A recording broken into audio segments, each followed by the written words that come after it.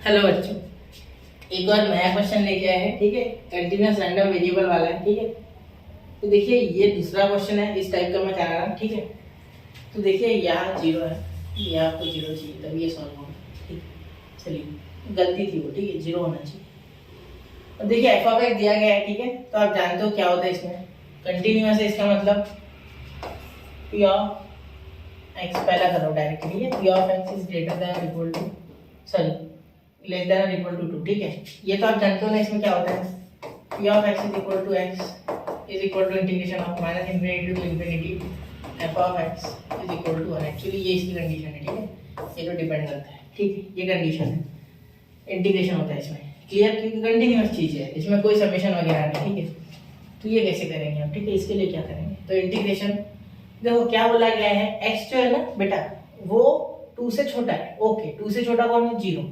ठीक है, और 2 बड़ा है मतलब ग्रेटर है 2, तो 2 अपर लिमिट। ठीक है, क्योंकि 2 बड़ा है, 2 से आगे नहीं जा सकते, 2 से छोटे भले ही जा सकते, 2 से छोटा जा सकते लेकिन 2 से बड़ा नहीं, इसलिए 2। ठीक है, यहाँ आ गया फिर x/8 और यहाँ dx है ना। हाँ चलो हो गया, तो एफ ऑफ एक्स लिख दो, एफ ऑफ एक्स लिख दो पहले, तो एफ ऑफ एक्स dx। ठीक है, फिर यहाँ लिखो इंटीग्रेशन 0 से लेकर 2, तो x/8 dx। ठीक है, इसे आगे सॉल्व करोगे तो क्या आएगा, x/16। ठीक है, x²/16, क्योंकि ये देखो यहाँ 1/8 तो कांस्टेंट बाहर आ जाएगा, फिर इंटीग्रेशन ऑफ x²/2 आएगा। ठीक है, इंटीग्रेशन हट जाएगा। ठीक है, तो मैंने थोड़ा डायरेक्ट किया। फिर अब 0 और 2 जब डालोगे तो क्या मिलेगा, देखो 2 का स्क्वायर, 0 का तो कोई लेना देना नहीं, 0 डाल के फायदा ही नहीं है। ठीक है, वो डालना ही नहीं, तो ये 4/16 आ रहा है मेरे हिसाब से। ठीक है, तो ये आ रहा है आपका 1/4, ये आ रहा है P of X is less than or equal to 2 के लिए। ठीक है, तो ये आ रहा है आपका आंसर यहाँ पे। ठीक है, फिर इन दोनों के लिए मैं बता देता हूँ, वो आप सॉल्व करना। ठीक है, खुद से सॉल्व करके देखना। देखो यहाँ आप P of X is greater then 2 and less than or equal to 3 के लिए हम लिखोगे इंटीग्रेशन।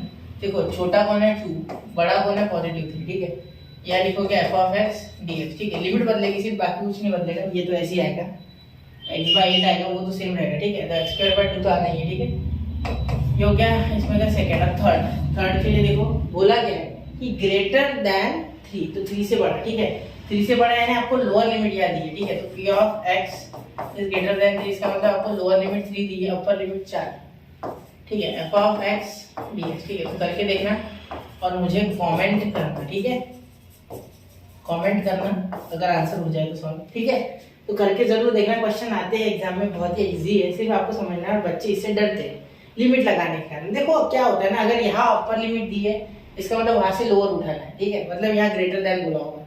ठीक है, जैसे क्या लेस देन एक्स है, तो मैं समझ गया कि ये छोटा है तो ये लोअर में दे दिया हमने। ठीक है, अगर ये बड़ा होता है इसके तरह, एक्स बड़ा है 3 से, मतलब वो लोअर लिमिट। ठीक है, इस तरीके से, और यहाँ लोअर दिए तो वहां से अपर उठाओ, यहाँ अपर दिए तो वहां से लोअर उठाओ।